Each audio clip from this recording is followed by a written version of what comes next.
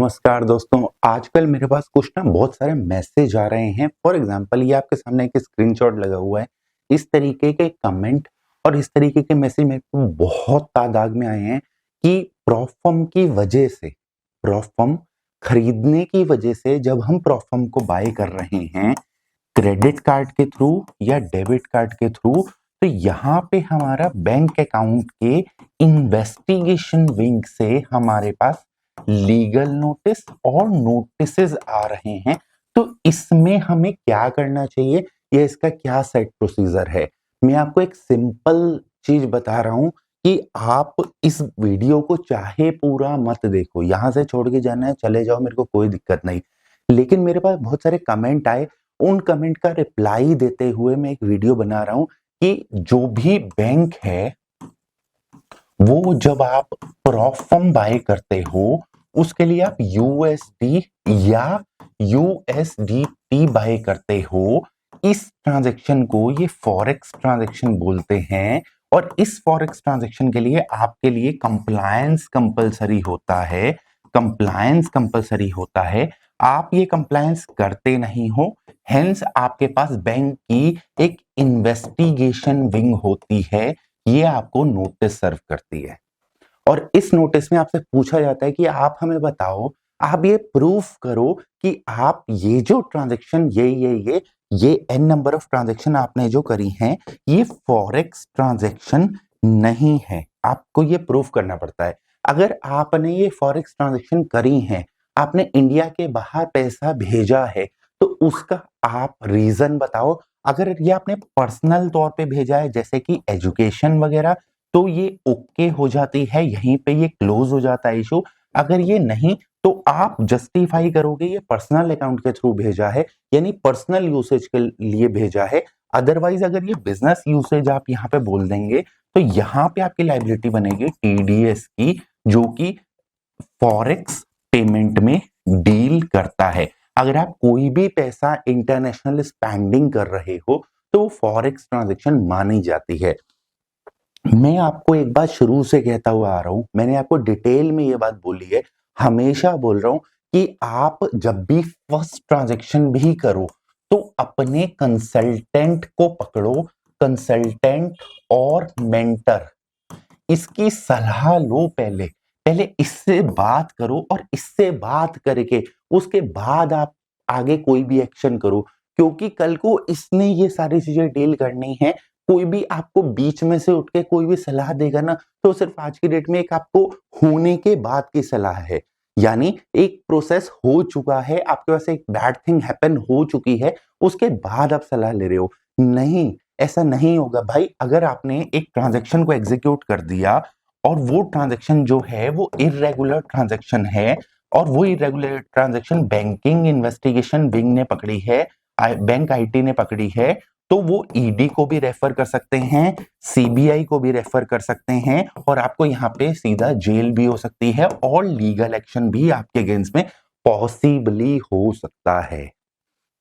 आप सबसे पहली ट्रांजैक्शन जब भी करोगे तो आप क्या करोगे, अपने कंसल्टेंट से पूछोगे कि मैं बैंक अकाउंट के थ्रू इस तरीके से ये प्रॉफर्म बाय कर रहा हूं, अगर मैं क्लियर करता हूं ये प्रॉफर्म तो मेरे अकाउंट में ऐसे पैसा आएगा, तो क्या ये रूट में हमें कितना टैक्सेशन लगेगा, कितना ये लीगलिटी एस्पेक्ट में आता है, कितना इलीगल एस्पेक्ट में आता है, इसमें फॉरेक्स के क्या नियम है, इसमें पीएमएलए के क्या नियम है, इसमें कोई और एक्ट है तो मुझे कंप्लाई नहीं करना पड़ता। ये सब चीजें आप सोचते नहीं हैं। आप इनिशियली आते हैं, सीधा आके प्रॉफर्म में कूदते हैं और प्रॉफर्म में कूद के सीधा पे आउट निकालते हैं। फॉर एग्जांपल अभी रीडॉट पे के ऊपर मैंने एक वीडियो डाली थी, उस पर नीचे जाके कमेंट पढ़ो, उसमें नीचे जाके कमेंट पढ़ो, सर ये वीडियो देखो ये तो कह रहा है ऐसा होगा, ये वीडियो देखो ये तो कह रहा है ऐसा होगा, ये वीडियो देखो ये तो कह रहा है ऐसा होगा। भाई मेरी बात समझो, जिसके साथ वो चीज घट गई है ना, प्रॉब्लम उसको हो रही है।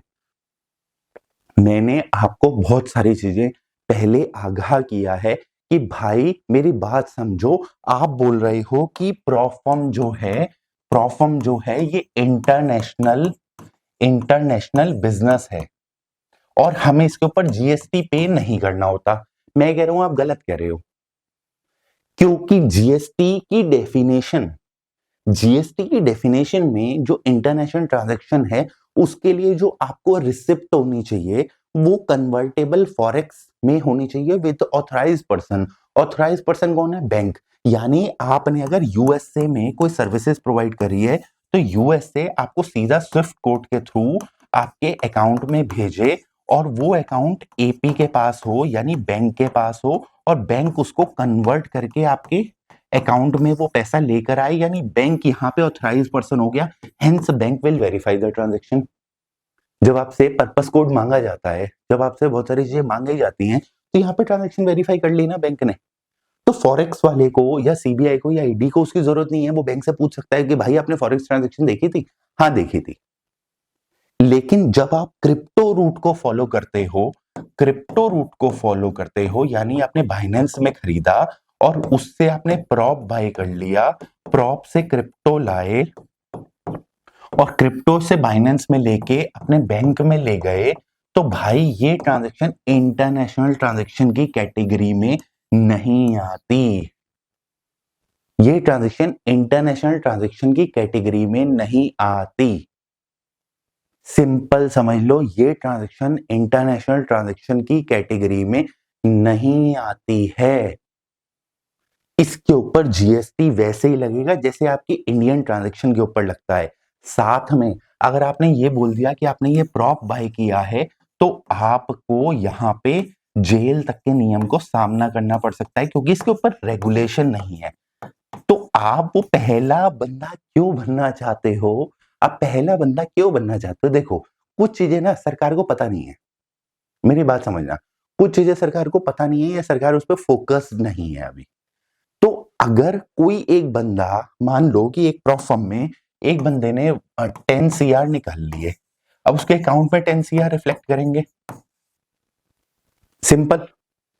सरकार इसको देख के एक्टिव होगी, इस बंदे को नोटिस सर्व करेगी, इसको ईडी नोटिस देगा, ईडी के अगेंस्ट में लीगल होगा, लीगल होगा तो कोर्ट जाएगा, कोर्ट जाने के बाद इसके ऊपर कोर्ट डिसीजन मेकिंग करेगी। तो आप इस पूरे प्रोसेस में क्यों फंसना चाहते हो? आप पहला बंदा क्यों बनना चाहते हो? वो भी 10 करोड़ के लिए नहीं, सिर्फ 10K के लिए। क्यों? वाई? भाई अपना एक लीगल कंसल्टेंट चुनो। मैंने कभी ये नहीं बोला कि आप इस चैनल पर आओ या मेरे को चुनो। आप अपना एक लीगल कंसल्टेंट चुनो और जो वो कहता है, आप अपना मॉडल बताओ, मुझे ये करना है, रास्ता बताओ, वो आपको प्रॉपर गाइड करेगा कि आपको कैसे करना है। आप हर महीने उससे एडवाइस ले सकते हो, हर 15 दिन में ले सकते हो, आप उसे अपना स्टेटस बता सकते हो, वही आपका जीएसटी देखेगा, वही आपको आईसीटी लेके देगा यानी इंपोर्ट एक्सपोर्ट लाइसेंस लेके देगा, वही आपको बैंकिंग करा के देगा, वही सब चीजें डील करेगा, वही आपको कल लीगल होता है, ईडी होता है, सीबीआई होता है, कोर्ट होता है, तो वो अपने एडवोकेट के थ्रू वही डील करेगा क्योंकि they will know your history. तो भाई फॉरेक्स मार्केट में आज भी बोलता हूं, इस वीडियो को अपने सारे दोस्तों के साथ शेयर करना, अपने सारे ट्रेडर दोस्तों के साथ शेयर करना। जो भी लोग प्रॉप फर्म या ब्रोकर या फॉरेक्स मार्केट या कमोडिटी मार्केट में एंट्री कर रहे हो या कर चुके हो, वो सबसे पहला उनका टास्क है या तो एडवोकेट या सीए या आपका कोई ऐसा बंदा जो कि बहुत ऊंचाई पे पहुंच चुका है, बहुत सारे पे आउट या ये सारी चीजें कर चुका है, उसको चुनो और उसकी एडवाइस के थ्रू काम करो। एडवाइस का मतलब हमेशा ये नहीं होता कि वो आपको बाय सेल की कंडीशन बताएगा। आपको बाय कहां करना है, सेल कहां करना है, वो आपका मैटर है, वो आपका मैटर है। कमाना कैसे है वो आपको पता। उसके बारे में कमेंट की बात नहीं कर रहे हैं। हम ये नहीं कह रहे हैं कि आप उसे ट्रेडिंग जाके सीखो। हम ये कह रहे हैं कि आप पहले लीगल रास्ते को देखो। अगर आप लीगल रास्ते पे नहीं चलोगे तो आगे चल के आप तंग होगे। ये व्हाट्सएप का शॉर्ट मैंने आपको दिखाया है। आप नीचे जाके कमेंट सेक्शन, मेरे वीडियो की आप वीडियो मत देखो, आप कमेंट सेक्शन खंगालो भाई। कितने कमेंट है नीचे? हर वीडियो पे 150-200 कमेंट है मेरे। क्या कमेंट है? सर मेरा बैंक अकाउंट फ्रीज हो गया, मैंने P2P कर लिया, मैंने प्रॉप फर्म बाय किया, आज तो प्रॉप फर्म के ऊपर नोटिस दे दिया बैंक इन्वेस्टिगेशन विंग में। लेकिन यहाँ पे कैच भी है, आपके पास अगर ऐसा बैंक इन्वेस्टिगेशन विंग से बैंक इन्वेस्टिगेशन विंग से अगर आपके पास नोटिस आता है तो व्हाट प्रोसेस यू फॉलो? आप सबसे पहले जाके बैंक मैनेजर को कांटेक्ट करो। बैंक मैनेजर को कांटेक्ट करो और उससे जानो क्या ये कोई फ्रॉड नोटिस तो नहीं है, क्योंकि ये चीज भाई देखो, इंडिया में तो फ्रॉड चल रहा है ना, हर चीज में फ्रॉड आ रहा है, तो मैं कैसे कह दूं कि ये नोटिस जेन्युइन है? आप पहले बैंक मैनेजर को कांटेक्ट करो और उससे पूछो कि सर ये इसकी जेन्युइनिटी बताओ मुझे, ये जेन्युइन है तो मैं रिप्लाई करूं, अगर जेन्युइन ही नहीं है, ये डिजिटल अरेस्ट जैसी चीज अगर है, तो मैं इसका रिप्लाई मेरा बनता ही नहीं ना भाई। मैं ऑनलाइन नहीं जाऊंगा, मैं जाऊंगा एडवोकेट के थ्रू, ऑफलाइन जाऊंगा। तो ये डरने की जरूरत यहाँ पे है भी या नहीं, पहले ये तो मैं क्लियर कर लूं, पहले मुझे ये तो एब्जॉर्प्शन मिले। समझ रहे हो बात को भाई? ये तो एब्जॉर्प्शन मिले। जब आपको बैंक मैनेजर कंफर्म कर दे कि ये हाँ ऑथोराइज्ड है, तो आप इसका मैनुअल रिप्लाई करो, मैनुअल रिप्लाई करो और अपनी कंडीशंस बताओ कि आपने एक्चुअली में ये ट्रांजैक्शन क्या क्या करी है। आपको, अगर आप मेरी वीडियो रेगुलर वॉच कर रहे हो, तो मैंने आपको हमेशा एक बात बोली है, अगर आपके पास कोई मेंटर नहीं है, you should strict your money trail. आप मनी ट्रेल को नहीं बिगाड़ोगे, ये मैंने आपको बहुत बार ही बोला है। मनी ट्रेल आखिरकार है क्या? मनी ट्रेल क्या होती है? मनी ट्रेल का एक सिंपल एग्जांपल है कि आपने प्रोफर्म बाय करी, वो पैसा कहां से आया, वो पैसा आपका कहां से आया, कैसे आप उसको लेके गए, आपने क्या किया, फिर वो क्या हुआ, फिर क्या क्या हुआ। यानी आपने पापा से पैसे लिए अपने 10,000 रुपए, उससे आपने P2P किया, उससे आपने प्रॉप बाय किया, प्रॉप क्लियर किया, क्लियर करके आपने फंड्स निकाले, उसको आप राइज में लेके गए या वाइज में लेके गए या क्रिप्टो वॉलेट में लेके गए, उसको आपने P2P पे बेचा, कॉइन D6 पे बेचा, बाइनेंस पे बेचा और उसके बाद वो पैसा आपने यहाँ पे दे दिया।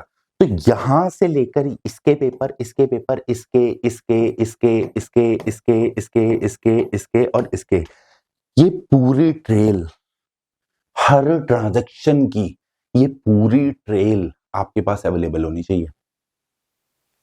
अगर आप फॉरेक्स में कदम रख रहे हो ना, तो इन बातों का खास ख्याल रखना मेरे भाई, वरना आपको फंसने से कोई नहीं बचा सकता। मैं यहाँ डरा नहीं रहा हूं आपको, आपको रियलिटी फैक्ट से अवगत करा रहा हूं। ये फैक्ट मैंने नहीं बनाए, मेरे कमेंट्स में आ रहे हैं, समझ गए? अगर ये आप यही चीज मेरे से फोन पे बात करके पूछोगे ना, तो कॉस्टिंग है उसकी, फ्री नहीं है। Consultancy is not free at my hand.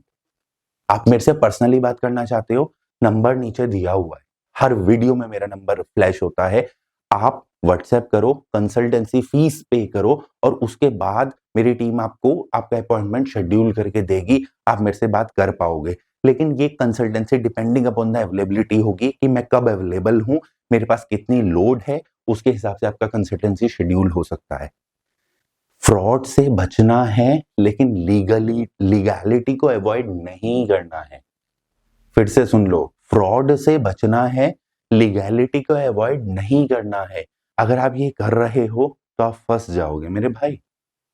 फिर रोना मत बाद में कि सर हमारे पास पुलिस इंक्वायरी है, ईडी इंक्वायरी है, हमारे पास ये नोटिस है, हमारे पास ये नोटिस है। ईडी की एक विजिट के एडवोकेट 1 से 2 लाख रुपए चार्ज करते हैं पर विजिट। एक एक रिप्लाई के 2-2 लाख रुपए लगते हैं मेरे भाई। आप क्या आसान समझ रहे हो ईडी की प्रोसेसिंग को या सीबीआई की प्रोसेसिंग को? आज आप 10,000 रुपए का एक अकाउंट बाय कर रहे हो, कल को इसके लिए आपको हो सकता है 10 लाख भी खर्च करना पड़ जाए, सिर्फ एक 10,000 के अकाउंट के लिए भी। तो दिमाग, अपना दिल खोल के, समझदारी से अपने कंसल्टेंट को चुन के उसकी सलाह लेकर फिर काम करो, otherwise you are in a very big trouble. आशा करता हूं आपको ये चीज समझ में आई होगी, वीडियो अच्छा लगा होगा। अगर आपका क्वेश्चन है नीचे कमेंट करो। आपको कमेंट में अगर मेरे पास मल्टीपल कमेंट आते हैं एक पर्टिकुलर थिंग के या कोई बड़ी प्रॉब्लम मुझे दिखती है, मैं उसके ऊपर फ्री ऑफ कॉस्ट में यहाँ पे वीडियो डाल देता हूँ। थोड़ी सी आजकल वीडियो का शेड्यूल कम हो गया है, इसके ऊपर हम जल्दी काम कर रहे हैं। आपको एक और सर्विसेज की हम एड ऑन करने की तैयारी में चल रहे हैं, सेबी की डीलिंग की सीरीज भी लाने वाले हैं। तो stay tune with this channel. अभी के लिए इतना।